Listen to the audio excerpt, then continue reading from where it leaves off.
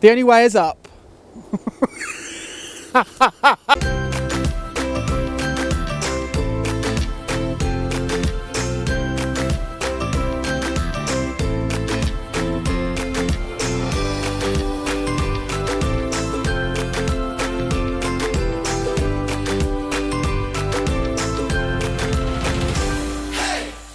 Hi, I'm Roofe and welcome to Get Gardening, and in this video we're back at the old Vicarage Gardens at East Ruston, and I want to talk to you this time about how to look after climbing roses. They're particularly one group of climbing roses, and it's the ramblers.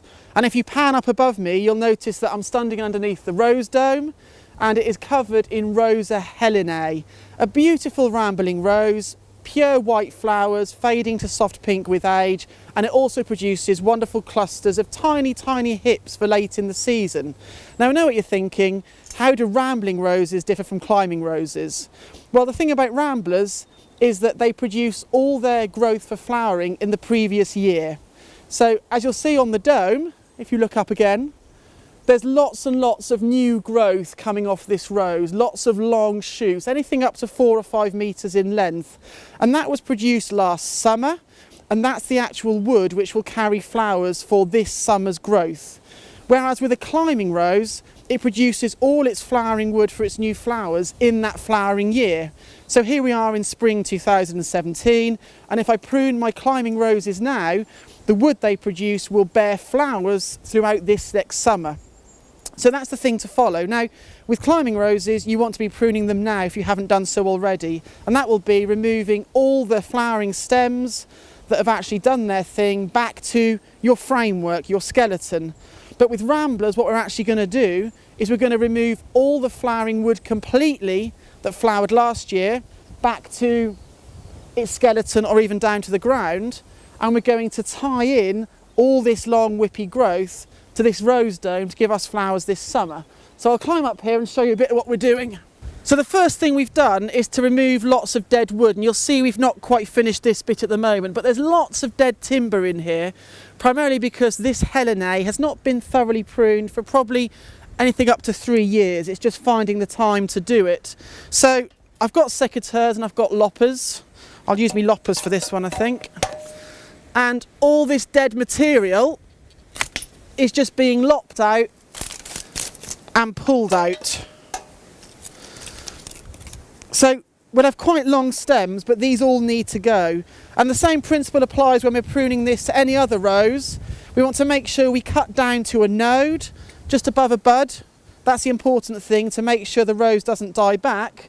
And also if we can make it a slanting cut, that's all the better. Not always easy when you're 15 feet up on a ladder, but we do our best to make it look as good as possible. And also what we'll be doing is we'll be renewing lots of the ties that are holding all these branches into place. So here at East Ruston we tend to use lots of sash cord, which is relatively thick, it's soft, it doesn't damage the rose stems, but it holds it tightly on this dome. But what's happened over time, I haven't got any examples here we are, is that the sash cord has just degraded. And the important thing is that we have all these stems tied tightly to this dome. The other thing we're going to do is we're going to take a lot of the whippy stems. Let's have a look here. Things like this here. Oh, this one here's a better example. And what we're going to do is we're going to actually tie them in to this structure. So what we'll try and get is an effect where we have some stems running horizontally, because we know that if we lower rose stems down rather than let them just go up, we get a build-up of sap in those buds, and that gives us many more flowers. And also what we'll do, go over that way and have a look, you'll see all those stems that are hanging right down the outside. We'll actually tie them in vertically down the outside of this dome, and we'll tie them in really tight to give us a really good crisp structure.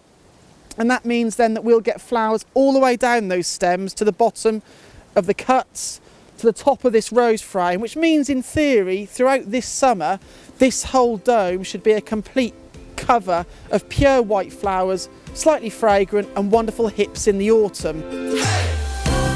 We'll pan, oh no, sorry, Sangre.